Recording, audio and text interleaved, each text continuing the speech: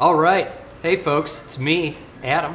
I'm the head of marketing for Peak Design. And we've got Jim? Tom, actually. Tom. Yeah, I've been working here for 3 years. Okay, yeah, sure. From our engineering team here, we've got Lawrence Lander over there, the the Andy Richter of Peak Design. I have my own microphone. Some people will say he's more of a Paul Schaefer, but we all know who he really is on the inside. We're going to take some time to allow a few more people to filter in. We just posted another Kickstarter update reminding folks that we're live right now. Sorry for the technical difficulties. We've got Peter Deering, Carrie Leader here. Would you like to give a few words while I people just are wanted kind of shuffling in the door? say hey. Sorry about that technical difficulty. Adam is in town this week. It's one of our push weeks, where it means all of our employees who live not in San Francisco or the Bay Area come on into town. So things are absolutely nutty here right now. But it also means you guys get to listen to Adam's silky smooth voice live and in person. So I'm going to let him field this one along with Tom here. I'll be watching it from the other room every moment. Thanks for yielding to my creamy vocals, Peter. Let's give it a couple more minutes. Maybe not a couple more minutes, just about 30, 45 seconds or so. Today, we are going to talk about a few things. We're going to talk about the new Ultralight Conversion Kit, which was announced via our previous update. We're going to talk about some of the other things that you can add on to your tripod pledge as part of this campaign. And then we're going to answer your questions, as always. So I guess, you know what, let's just jump into it. Before we talk about the Ultralight Conversion Kit, maybe you should show them that new hex key deal. Oh, yeah. And maybe even like one step back is to say that a huge thank you and recognize that our funding, we're almost going to hit $10 million fairly soon, but we are all extremely excited about that and really grateful that you guys are digging the product. And yeah, so I just want to say we actually might here hit $10 million in pledges during this Hangout. So if you want to grab a beer or a fifth of Malort for those in the Chicago area, please do so now, because we will most definitely toast if we hit that milestone. So take it away, Tom. Yeah, well, so there's been somewhat of a saga with respect to getting a good hex key solution for the tripod, and our design team always thought it was the best possible product would be one where the hex key was always included and available on the product when you needed it, and hopefully a little bit hidden when you don't need it. And Rob spent a decent amount of time coming up with this tool. So this is in keeping with the same update we made a couple weeks ago. We just wanted to show we have a little more progress here. So this is an uncoated machine steel prototype, basically showing that we've made this compact folding hex key, which on one side has 4mm and on one side has 2.5mm. And that allows you to do all the things you would need to do with this tripod, whether it's tightening a cam collar, or swapping out your ball head, or taking out the plate pegs, a number of little things you might have to do with this. But we basically made the decision to go with a really high quality tool. And then the next part is just getting that tool and being able to package it on the tripod somewhere. So this is a very cursory first look at this. So again, don't assume that this is going to be exactly like the final version, but this is what we're thinking currently. A plastic clip that clips to the inside of one of these legs. So we're trying to keep the aesthetic hit to be pretty minimal. So from most angles, you won't see it at all. And then there's a little window in one of the sections where you can see that hex key. So yeah, that's the idea with that. And it should be a black finish to match the rest of the tripod, and it'll be a hardened steel, super durable little hex key. And just to set your expectations, this is something that is still in development, as Tom said. But whatever we whatever we come up with for a solution here, we ultimately expect it to ship with the tripods that we send out. So, Right. And we'll keep you guys posted as we continue to finish that part. Brad, what else? What else should we talk about here? Well, let's talk about the big news of the week, which is the introduction of the Ultralight Conversion Kit to the tripod. The Ultralight Conversion Kit is something that we have been, and by we I mean our engineering team, has been noodling over for the last few months. And essentially the whole idea behind it is, wouldn't it be great if you could take this tripod and have all of the same functionality of the ball head, the adjustability, the stability, but make it not only super packable volumetrically, but less than half the weight that it normally is, or roughly half the weight. And the engineers have developed a solution for that, which we announced in our most recent Kickstarter update, which can be added on optionally to your pledge for $25. And Tom is going to show us a little bit about how it works. Perfect. And yeah, I think that the best, one of the best use cases we can imagine for this is if you're into taking star photos in the outdoors. So it's, it's a combination where you generally want to get pretty far from civilization, and oftentimes you're hiking, and those people who are doing that are extremely sensitive about how much weight they want to pack with them. And then similarly, if you're taking photos of the stars, you're okay shooting from a foot high rather than the fully deployed tripod height of like 5 feet. There's a little usability hit, but maybe you want to take that trade-off. So in order to do it, there's just a couple quick actions. You deploy the top cam, and then you cam over what we call the leg shroud. And that allows you to pull out the whole leg. Tom, quick question. Yeah. Is there any chance that you could accidentally undo that? No. Cool. No, there isn't. It's a complex action. You have to have one of the legs open, and then just grabbing that and pulling it over with my finger. I think it would be quite an uncommon case for that to happen by accident. So I'm gonna go ahead and do this on all 3 legs so you can get the full setup. So flip once, flip twice, pull out. I think an important thing. Oh, go for it. Just reiterate how hard it is to do that top one accidentally right now while you're showing us. Okay. Yeah, maybe we should have someone with weaker arms, Adam. Yeah, I'm a Well, guys, if we make it generally look weak too person hard, and I'm that's bad at also sports. not good. Can I try? Yeah. Okay. Okay. Oh, Don't be facetious. okay. Yeah. I think the difficulty of doing it is a lot more about the direction and achieving purchase underneath this little flange. It's not actually, it doesn't take a lot of force, but it takes a very specific spot to grab. So you are ready for some feet. Plug me up. All right. So there's a little detent there, and you basically push this way and slide on. Same thing goes for this one.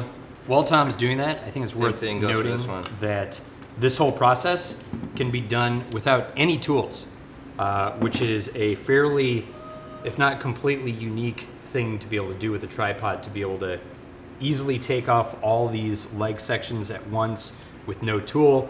They're all together. You don't have to risk having bushings and pieces fall out and stuff like that. With other tripods I've used, that can be a real problem when you disassemble it. Let's take a moment maybe and talk about where this is at in development and what sort of materials we might expect to see in the final kit. Right.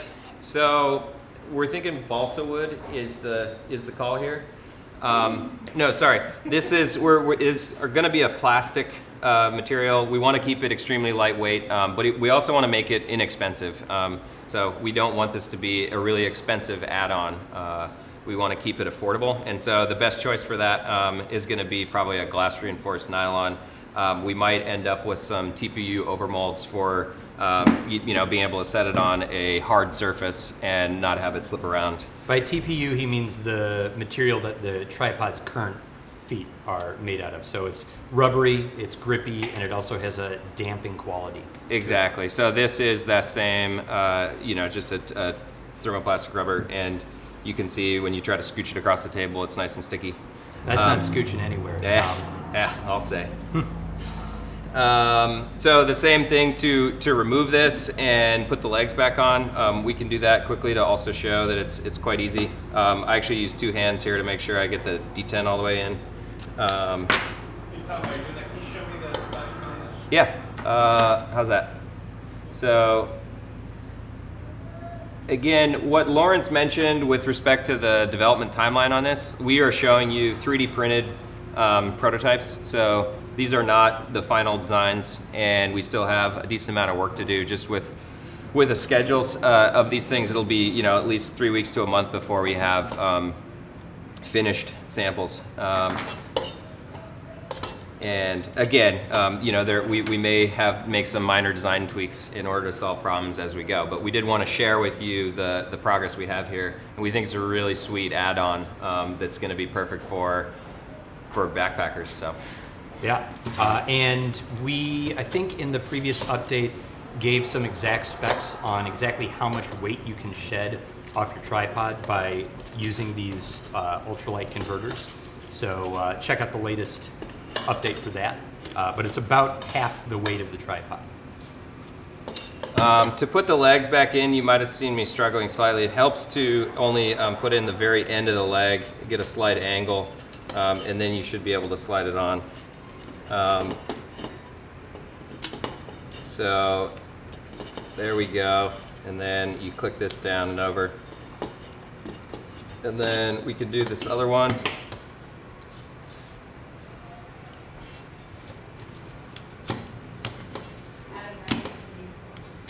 There What's we that? go.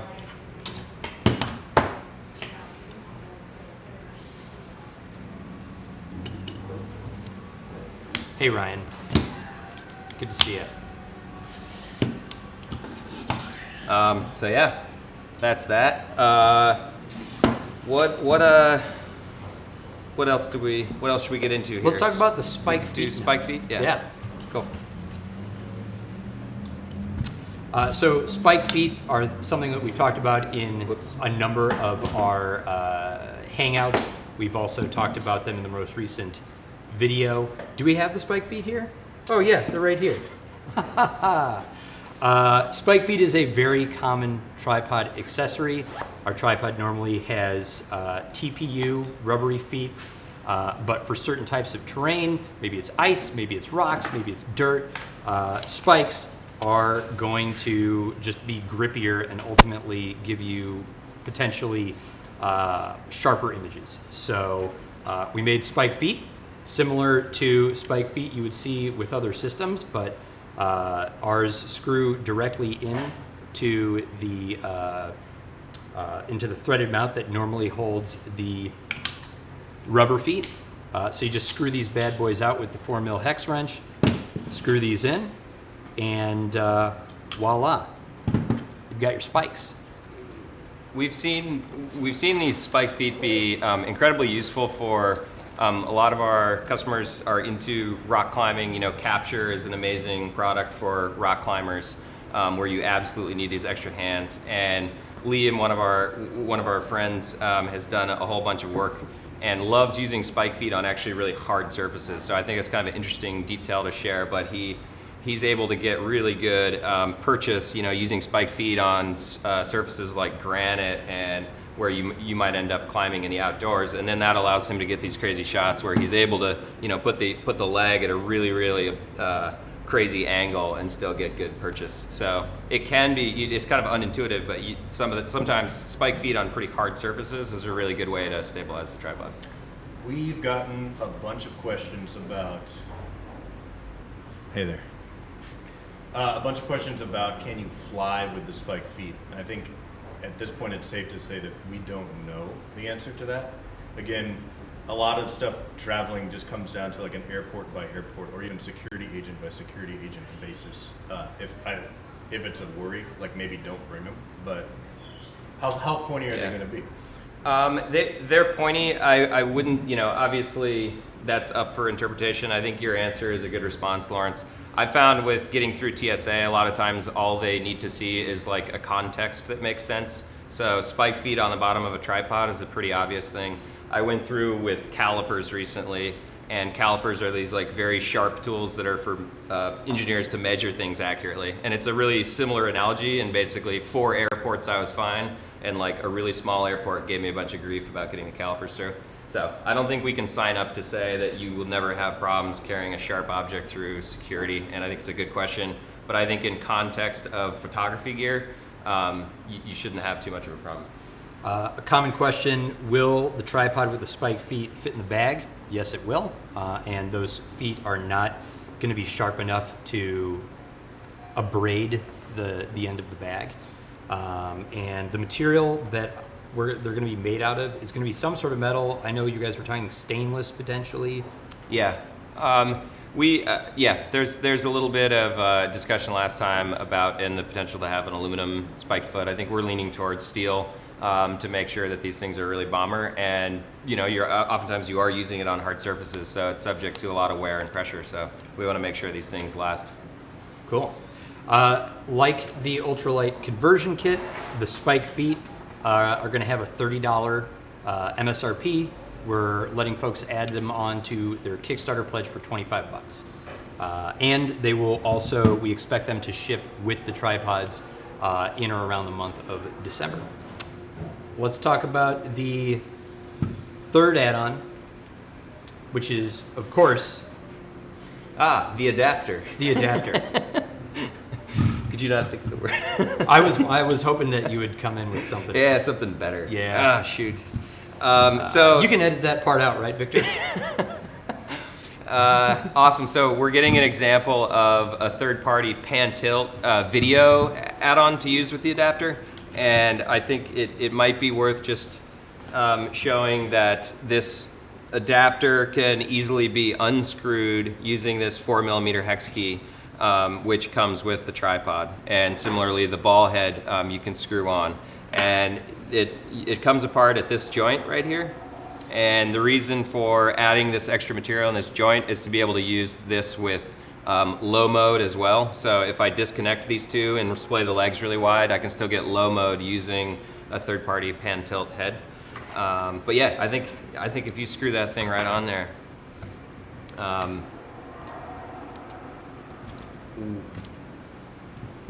has a standard 3/8 inch tripod head adapter, and now you've basically got a nice super fluid pan tilt head atop our tripod legs when you want to pack it down.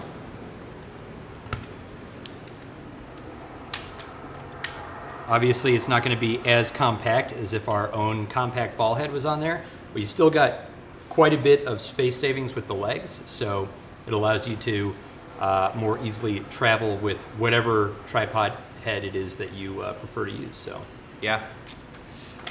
These legs on their own, they're pretty amazing, and we shared more in a recent update, but just the level of testing that's gone into making sure that we have a really firm foundation for our tripod, and that this thing is incredibly stiff and that it dampens out vibrations well. But you had a great conversation with David from the center column, and he's done testing specifically on just the leg portion to show that this is a really comparable product to some much more expensive options. So getting an amazing set of legs like this, and then making it specific to whatever setup you have, and making it flexible for whatever other ball head you might like to use instead of ours, I think is a big value add. So.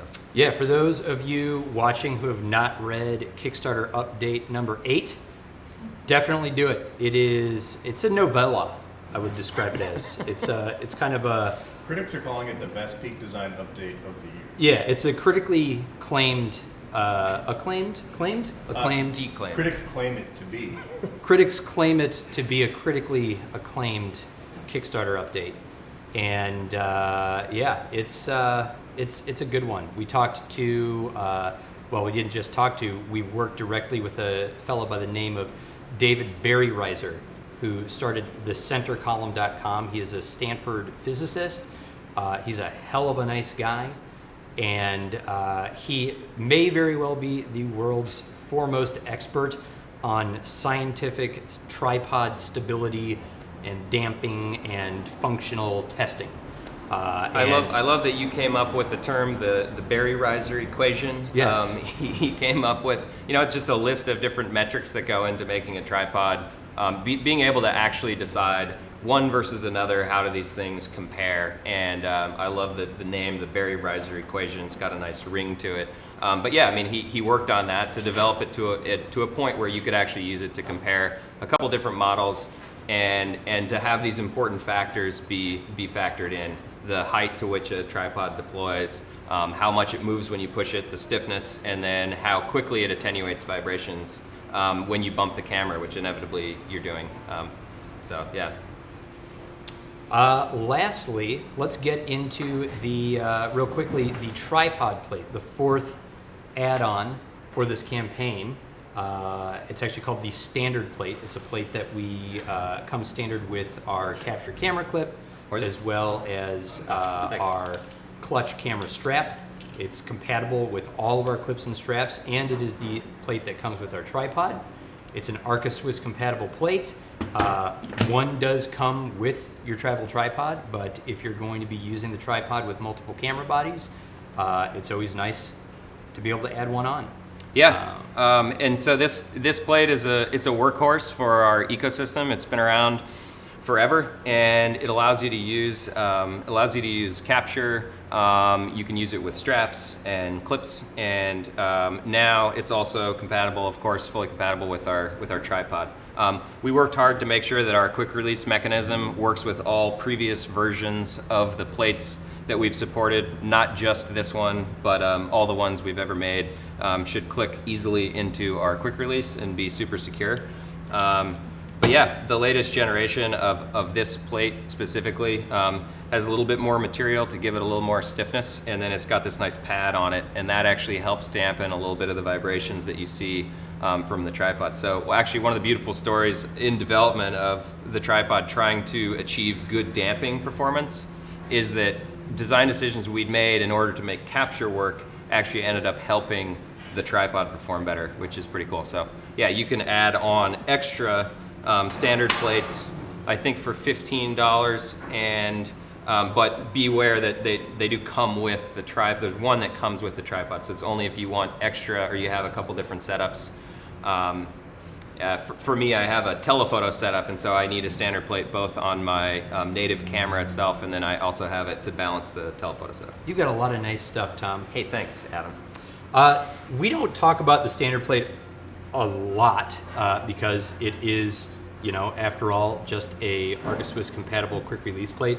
But the amount of thought that has gone into this little part is immense. And that's because, like Tom said, it's a part of our product ecosystem. It comes with our capture camera clip. It comes with other straps that we've had. We've been essentially making this plate since 2011 when we started various iterations of it. And so in addition to it being, it's got a really shallow stack height, so it doesn't add a lot of bulk to the bottom of your camera. It's Arca Swiss compatible, so it works in most, if not all, Arca Swiss tripod heads. It's machined and anodized versus die cast and powder coated, so it's going to have a harder finish that's just going to last longer, be a lot smoother. And the material that we've made this pad out of and the design of that pad has had just a ton of testing and revision for twist resistance. And that's because, again, for those familiar with our capture camera clip, you pop this plate onto the bottom of your camera, and then you holster it into your clip. And you're walking around, and your camera is bouncing around, basically held by the quick release plate. So compared to sitting a camera on a tripod, using it with capture puts a ton more torque and force on that plate. Hence the hex drive, and hence we've designed it to be so incredibly securely attachable. So we're big fans of our plate. That said, while we're talking about plates, if you have a third-party Arca Swiss compatible tripod plate or L bracket, those will work with our tripod head. I should say a vast majority of those will work. We haven't obviously tested every single one out there, but assuming that it has that standard geometry, you can remove these pins. If you've got an L bracket, just unscrew them with the hex key, and then you can basically fit your L bracket in there or third-party plate. So, why don't we do a quick rundown of how to add these on to your pledge? sure. If you are already a Kickstarter backer, you go to our Kickstarter page, you click the button that says Manage My Pledge, and then you add a dollar amount to your pledge corresponding with the add-on dollar amount of these items. So that add-on dollar amount will be $25 for the Ultralight Conversion Kit, for the spike feet, for the universal head adapter, and $15 for this. Also, if what I just said didn't make sense, you can go to our Kickstarter page and look at our add-ons video, which is both at the top and the bottom of the page, and in our last update. And you can go to the end of that video, and Mr. Larry Landers here does a real nice walkthrough, screenshots and everything. And I forget your last name. It does not have an S on the end, does it? How does that feel when people add an S to your name when there's not actually supposed to be an S there? It's irritating, Adam. Just remember that we are Peak Design, not Peak Designs. That's a friendly and slightly aggressive reminder from your marketing director. Was that a pretty good answer? Minus the kind of subtle threat in there? Yes, that's a great answer. Cool. I kind of zoned out, so I just assumed you got it right. Yeah. All right. Great. But while you're talking to me, we have gotten some questions from latecomers, and they could just watch the video again, but I figured we're here to see that hex key one more time. Sure. Sure, yeah, just show it off. Still in the design phase. Still lots of decisions being made, but this is a prototype we got in based off of a design we sent out. That's nice.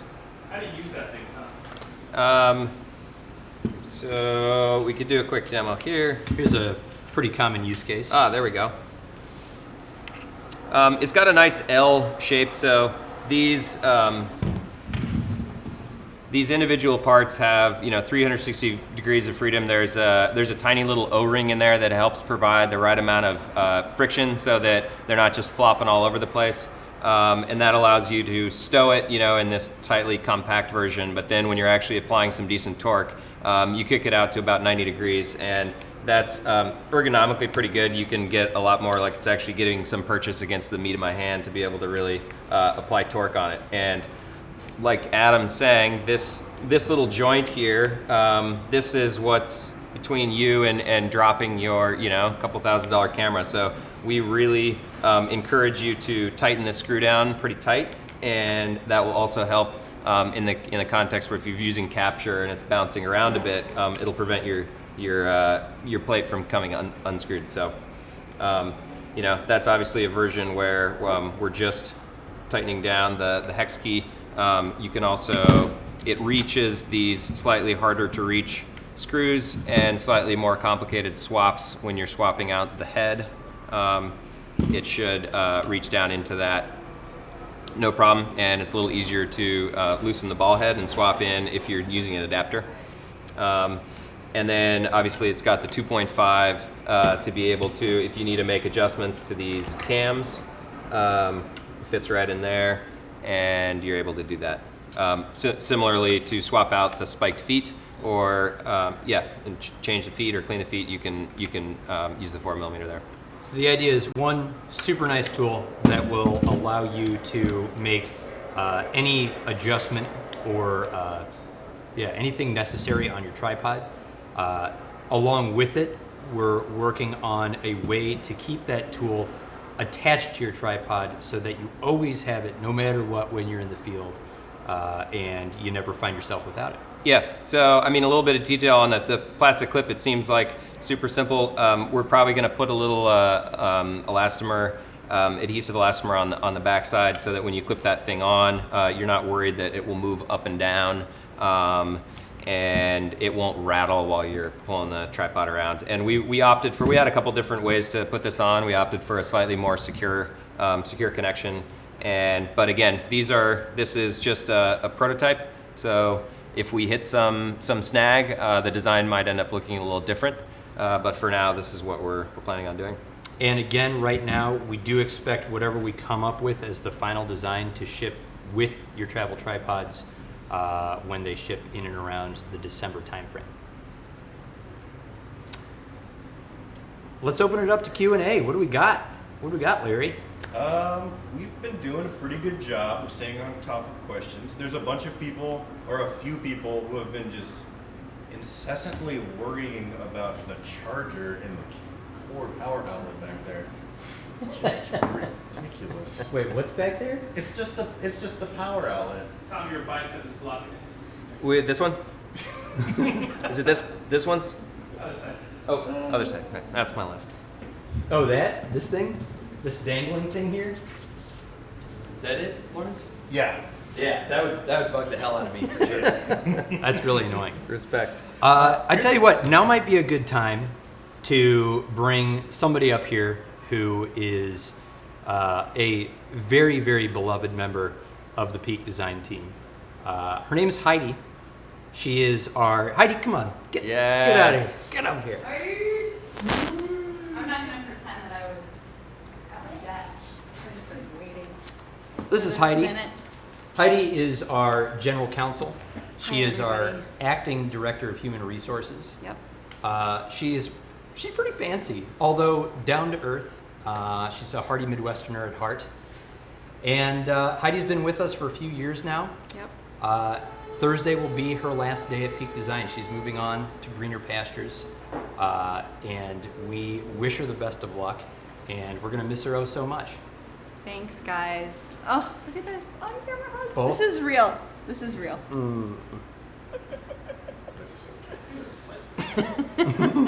I'm not sweating. No, Tom. Yeah, she's also very sure when it comes to... No, I'm just calm under pressure. Oh, okay. Oh, wow. Yeah. Nice. Yeah.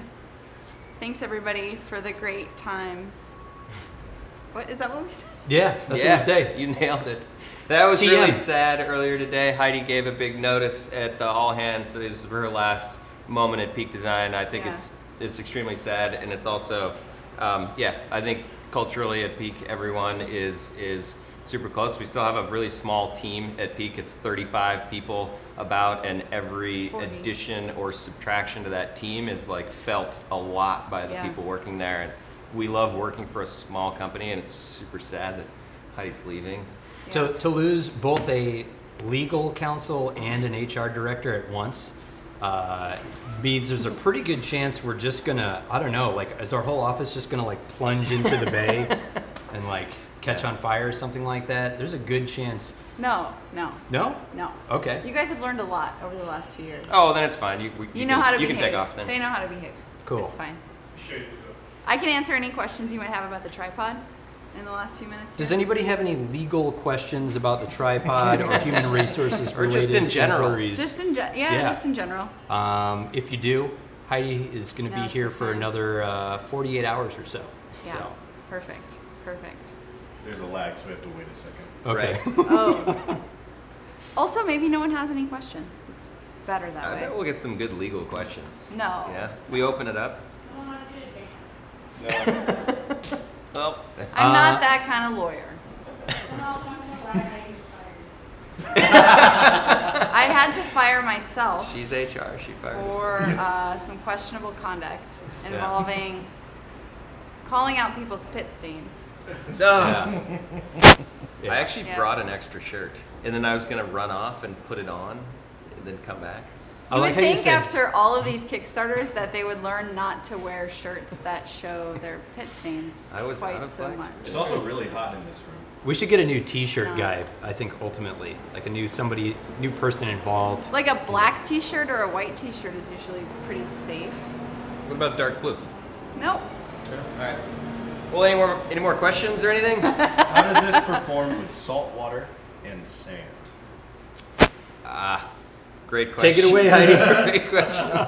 What do you think? I'll tell you what, your Peak Design travel tripod is designed to perform well in saltwater and sand, but it is not designed to last unless you take care of it after putting it in saltwater and sand. Like any nice thing that you have, like your really bougie picnic bag that you may have bought after too many glasses of rosé. When you take it to the beach, you have to clean it off when it comes home, or it's gonna get like nasty and crusty, similar to your tripod. If you take it to the beach because you can't get enough shooting beach sunset photos, then when you come home, you have to treat it nicely and take care of it. It's like taking your wool suits to the dry cleaners. You can't just put that in the wash like a normal t-shirt, Tom. You have to take it to the cleaners and care for it, and that's how it'll last. That was actually a really good response. I think, yeah, the tripod is built for a certain amount of sand and ingress. We're trying to do our best. There are so many moving parts on this thing, we cannot guarantee that it will still function incredibly well if you bury this thing in sand. I don't think a lot of consumer products would perform well in that setup. So we can only go so far, and like Heidi's saying, we want people who are buying this to feel empowered to actually clean it themselves. And again, I've mentioned this a couple times previously, but the ability for you as a customer to actually open up and go down and disassemble the legs and clean them out. We know that not everyone is going to want to do that, so we'll have the option to send it back under some warranty conditions. But for those of you who do feel empowered to do that, we're letting you do that. We're giving access to the screws, and so you could do a little actually cleaning and maintenance on your own. I will say that when you're traveling, hotel rooms are great places to clean your gear, like your makeup brushes or your tripods, because you get to leave in the morning and any mess that's left isn't yours to deal with. Pro tip. That's a good one. Also, when we'll do a cleaning video. I'll do it. I'll do a cleaning video when the time comes. Like, there'll be more videos about this. Yeah, that came out weird. Just No, man, you should do the cleaning video. thanks, dude. Yeah. We're not going to leave you on your own with respect to cleaning your tripod. All right, so we're getting a lot of questions about how people get T-shirts. We'll work on that. We're actually set up to handle T-shirts now. It's kind of I'm holding up that project, and I am sorry. Yeah. The weakest link, Yeah. I think, is the phrase you were kind of grappling for there. As soon as as soon as HR leaves, things get really mean around here. A lot of questions about using this as a monopod. If there's any specific add-ons or anything functionality that we recommend for doing that. I mean, You want to take another crack at this? Yeah, sure. Give me this. Uh-oh. If you want a monopod, folks, this is also not the official answer, by the way. Here's what I would do. I would just deploy all these legs, and then I would get a hair tie, which I borrow exclusively from Jen. at customer service. Yeah, I don't buy my own. And I would tie the legs together with a hair tie. And then I would use it like that. That's kind of a joke, but I don't know the official answer as far as using this as a monopod. I do know that Ryan Dulon, our head of sales, loves to take this tripod and hold it out like this and use it as a selfie stick. He can only do it with his right hand. Noted. What's that? Oh, sure. Okay. Because it has that heavy head. Tom's gonna provide I'm you going to with go the ahead and real say answer. again, that was a great answer. Yeah. I feel like I don't really have a job anymore. Well, it's not the first time. Yeah, I mean, the beauty of the PD tripod is the diameter is so small that you can actually hold it pretty easily in one hand, even people with slightly smaller hands. And so, yeah, the ability for you to use this in monopod mode is as simple as just deploying the tripod, but not swinging the legs out. So you can get some pretty good stability just by, and you're able to actually get all the way around it with one hand. So yeah, that's our answer for monopod mode. That's what we suggest doing. This is going great. I'm here all week. What's up next? 2 for 2 maybe. Yeah. You guys have done a great job handling these questions. We are getting close to the end of our hour. I like this question from Dustin. Were there any specific design decisions made to ensure the tripod wears down gracefully and without impact on function over time? Great question. Gracefully is open to some interpretation.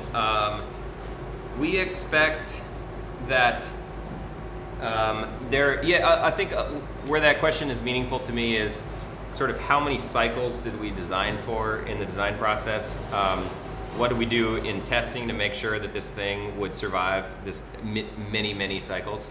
And we basically, we had a number of strategies for that, which included the design engineers a lot of times just like actually putting on some music and like moving something back and forth 2,000 times.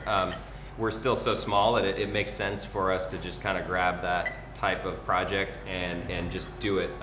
We did go through a phase where we hired like 10 task rabbiters, and we filled this exact room with 10 people constantly deploying and putting back in the legs. What we wanted to make sure of was that all these tiny little bushings in the leg assemblies would survive this like a huge number of impacts over time. So you know, it's tricky because somebody might not use their tripod. They might use it only 3 times in a year, but then you might have a pro using it like multiple times a day for a year, and so you add all those up, and so there are a lot of cyclical things that we thought about, and we've really tried to push hard on the testing. As far as graceful, you know, we the finishes that we pick for some of these parts, every part that's basically going through some rubbing, inevitably you're going to see some wear build up over time, and what we just made sure of is that wouldn't result in a functional problem. You're certainly going to see some aesthetic scarring of the top machine surface of the tripod after assembling your camera a bunch of times. But that's why we made this pattern so that it would sort of hide it and blend in. We picked a Type 3 anodizing surface finish on this little part, which is, yeah, basically a slightly more expensive but way deeper anodizing layer, which will make this, wear more gracefully. So. I think Interesting question. it is an interesting question, and the reason I picked it is because it is definitely a part of the design process. You know, Art's not in here right now, but that's a big part of his job, is to sort of like think about that material finish and like, what does this thing look like? Does it look like it's aging appropriately? You can't make a thing that won't look like it's aging at all. That's impossible. So make it look right. I saw a few comments, people talking about their old capture clips looking awesome and stuff like that. Like, that is so cool to see at a trade show or in the store. People bring in old stuff. So expect the same out of your travel tripod. I'll also tack on that aside from the aesthetic aspect of wear, there's the functional aspect. And all of our products, the tripod included, does have a lifetime guarantee. And that's basically a promise from us that it says that so long as you're using the product properly and not like blatantly abusing it, it'll work as long as you own it, and if any part of it stops working, we will repair that part or replace that part for free. That's another reason why the tripod was built to be fully serviceable. Every part can be taken off, removed, replaced, etc. And we're definitely working on building up sort of that ability for us and our retailers to be able to support folks who buy these things moving forward. Cool. That seems like a pretty good one to end it on. There's still questions coming in, but we are sort of running low on time. What I would recommend to people is to check out the videos we've made and go through the page. There is, I would say, an answer to every question either up there or relatively available via our customer service team. We have got, as of right now, 50 hours left on this campaign. It is cooking. We're about $35,000 away from getting to $10 million, which we have never done. It's amazing. Any parting thoughts or words about crowdfunding on this of our last official Hangouts? Well, something that we get asked from time to time is like, why do you guys keep going back to Kickstarter? And the simple answer to that is because it lets us run our business exactly how we want to, and it lets us design products exactly how we want to. It lets us take as much time when designing a product as we think needs be to make it truly something that we're proud of and that you guys will be proud to use. This tripod took 4 years to develop, and if we at any point had reached out to or accepted an offer from like a venture capital firm to help grow our business, they probably would have told us to go pound sand and not keep making that tripod, because it just doesn't make sense to put that much time into something like that. But because we are lucky to have this community of people on Kickstarter that every year not only pre-order our products but kind of help fund the continued running of our business, we were able to sit back and say, you know what, let's do what we need to take to make this the absolute best product that we can. And yeah, there's, from the design side, it's so awesome to have so much early input in a product, and it's we have to keep things relatively close to the chest, but at some point we're putting out there, okay, we're definitely making an awesome travel tripod, and this is what it's going to look like. But we still have time to tweak things and change things. And so whatever theme that we're hearing from people from the Kickstarter community, people who actually really are caring and are interested in the design process and are contributing their thoughts, it's actually really, really useful, especially in an aggregated way where we know, a lot of individuals are not sure about this one specific feature.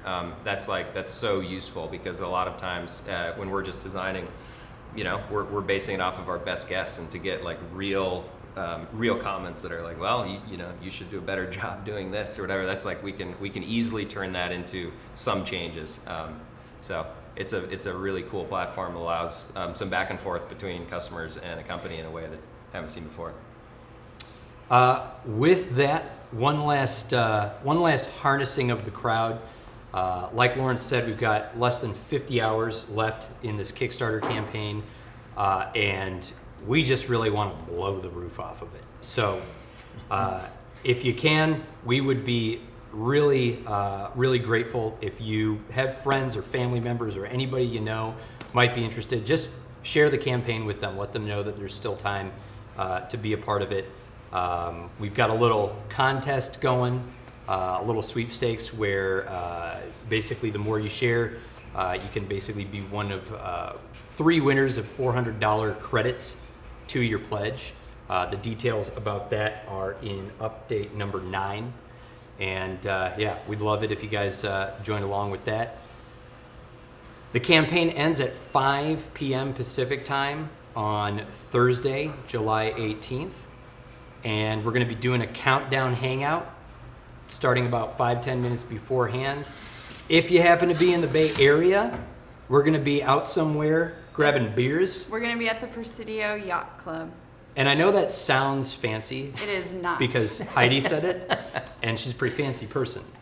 It's not that kind of yacht club, guys. It's not. It's like a dive bar. But you call a dive bar a yacht club, and doesn't that sound like, it sounds cool, right? Wear a suit. Yeah. Do not wear a suit. Do not wear a sweater vest, or do so at your own risk, I would say. We'll send out details about that via Kickstarter update. Thank you guys so much, and we'll see you soon. Bye.